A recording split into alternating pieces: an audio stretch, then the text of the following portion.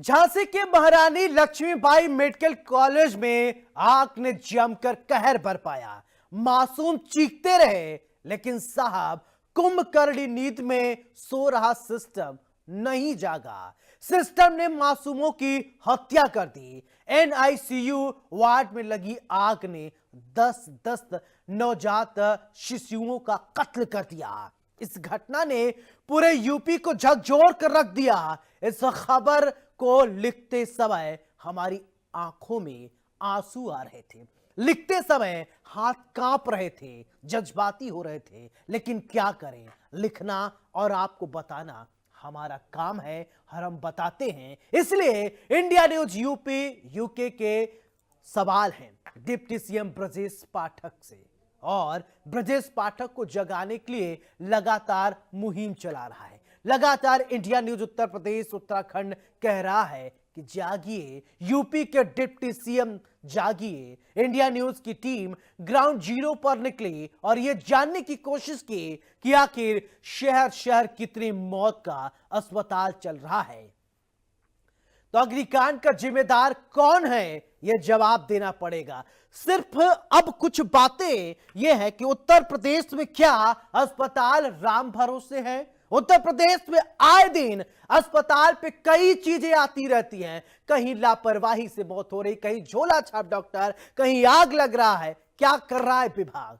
कुछ अच्छी बातें हो गई तो पीठ थपथपाने के लिए चले आएंगे, मीडिया में आकर अपनी बड़ी बड़ी बातें करने लगते हैं। क्यों बैठकर सिस्टम में बैठे बाबू या सिस्टम में बैठे मंत्री खुद ब्रजेश पाठक ये नहीं देखते कि उत्तर प्रदेश में इतना बड़ा सूबा है, अस्पताल जर्जर जहां पर पड़े हैं, जहां पर कुव्यवस्थाएं हैं, जहां बच्चे मरते हैं, जहां झोला छाप डॉक्टर है, जहां पर उगाई की जाती है, उन पर क्यों नहीं नकेल कसने के लिए कोई रोड मैप बनता है। एक काम ठीक हो गया, पीठ थपथपाने के लिए सभी आ जाएंगे, फोटो खिंचवाएंगे। लेकिन इस तरीके की बातें जब आएंगी तो सवाल उठेंगे, सवाल का जवाब देना पड़ेगा। अस्पताल में कब क्या हुआ वो ग्राफिक के जरिए हम आपको दिखा रहे हैं आपकी टीवी स्क्रीन पे।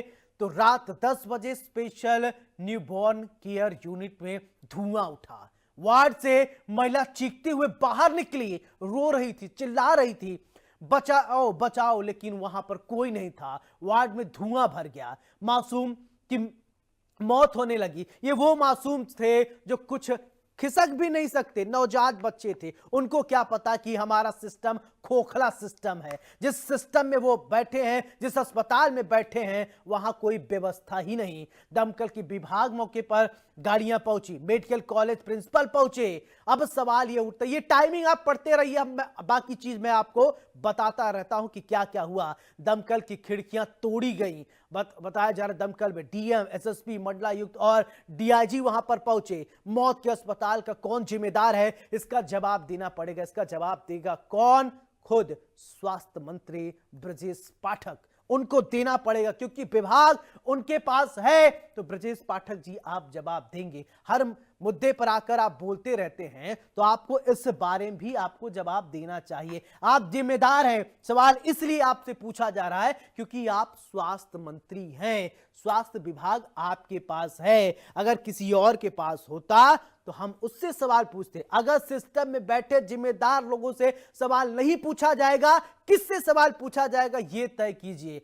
सीएम ने 12 घंटे में रिपोर्ट मांगी है। अब रिपोर्ट कब आएगी इसको लेकर इंतजार है। मेडिकल कॉलेज में नया एनआईसीयू वार्ड बना। ये वार्ड वर्ल्ड क्लास सुविधा का दावा करने वाले लोग भी देख लें। इसी साल बनकर तैयार हुआ है एनआईयूसी वार्ड। नवजात शिशुओं के इलाज के लिए वार्ड बनाया गया, लेकिन बच्चों की जब चीख पुकार मची वहां पर कोई था नहीं। वो कुछ लोग रो रहे थे, बिलख रहे थे, और बीमार बच्चों का एक ही जगह पर इलाज चल रहा था। ये वर्ल्ड क्लास सुविधा का दावा करने वाले देखें, समझे, पढ़ें। ग्राफिक्स के जरिए हम आपको दिखा रहे हैं आधुनिक चिकित्सा मशीनों से इलाज, बच्चों और मां को एक साथ रखने की व्यवस्था। ये वर्ल्ड क्लास सुविधा वाले समझे, देखें क्या चल रहा है। 70 लाख से अधिक की लागत से तैयार